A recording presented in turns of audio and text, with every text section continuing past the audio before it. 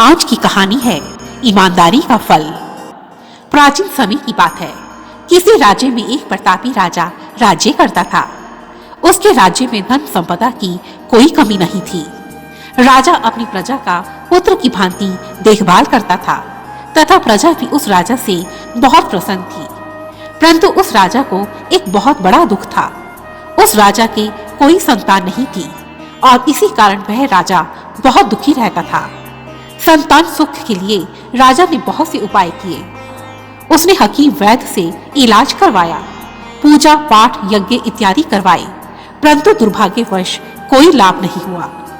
राजा सदा इसी चिंता में डूबा रहता था कि उसके बाद इस राज्य का उत्तराधिकारी कौन बनेगा, कौन उसके वंश को आगे बढ़ाएगा। एक दिन राजा ने इसी समस्या पर विचार करने के लिए अपने मंत्रियों और राजगुरु को राजसभा में बुलाया।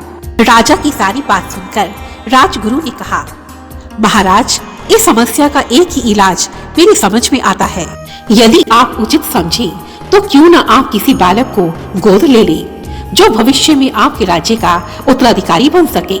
राजा को अपने राजगुरु की यह सलाह बेहद पसंद आई। उसने अपने राज्य में यह घोषणा करवा दी कि राजा अपने ही राज्य में से किसी एक बालक को गोद लेना चाहते हैं। इसलिए प्रजा में से जो कोई भी अपने बालक को राजा को गोद देना चाहता है वह 2 दिन के बाद राजमहल में अपने पुत्र को लेकर आ जाए। राजा की यह घोषणा सुनकर प्रजा बहुत खुश हुई और 2 दिन के पश्चात ही बहुत से लोग अपने बच्चों को लेकर राजमहल में एकत्रित हो गए। निर्धारित समय पर राजा राजगुरु और मंत्रियों के साथ राजमहल में पधारा। राजा ने सभी बच्चों को प्रेम से अपने पास बुलाया और सभी का नाम पूछा। बच्चे भी राजमहल में अपने राजा से मिलकर बहुत खुश थे। अब राजा ने सभी बच्चों को कुछ बीज दिए और उनसे कहा, मेरे प्यारे बच्चों, ये बीज तुम्हें घर जाकर अपने गमलों में लगानी है। इनकी अच्छे से देखभाल करनी है।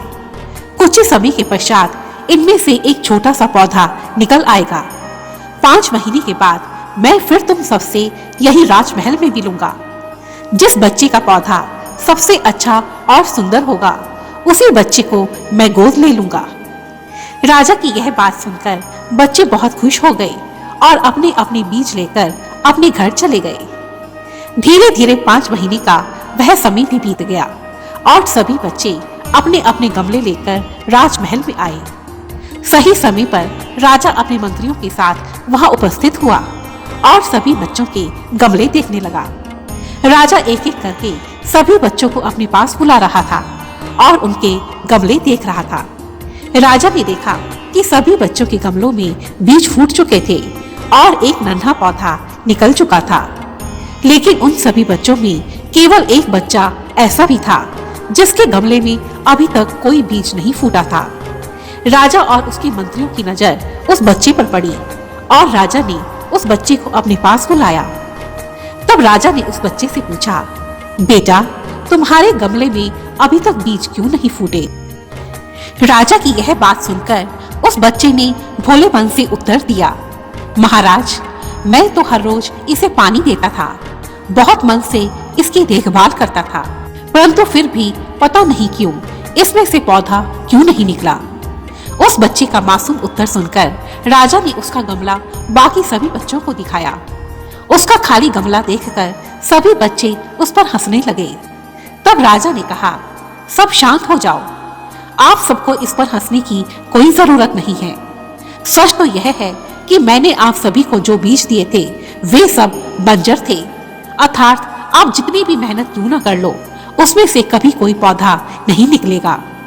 परंतु सभी बच्चे झूठ बोलकर अपने अपने गमलों में दूसरा पौधा लगाकर ले आए। केवल एक यही बच्चा है जिसने बिना किसी झूठ के ईमानदारी से अपना काम किया। इसका गमला पूरा खाली था। इसे मालूम था कि ऐसे में मैं इसे गोद कभी नहीं लूंगा, परंतु फिर भी इसने अपनी ईमानदारी को नहीं छोड़ा। इसलिए आज मैं इस सच्चे और ईमानदार बालक को अपना पुत्र और इस राज्य का राजकुमार घोषित करता हूँ। और ऐसा कहकर राजा ने उस बच्चे को अपने गले से लगा लिया और इस प्रकार उस बच्चे की ईमानदारी ने उसे एक साधारण बालक से उस राज्य का राजकुमार बना दिया। दोस्तों, आजकल के टाइम में ईमानदारी तो बहुत कम देखने को मिलती है। अधिकतर लोग सफल होने के लिए बेईमानी का रास्ता ही चुनते हैं, परंतु सच तो यह है कि ईमानदारी वह गुण है जो व्यक्ति को जीवन में सफल होने और सब जगह सम्मान प्राप्त करने में मदद करती है।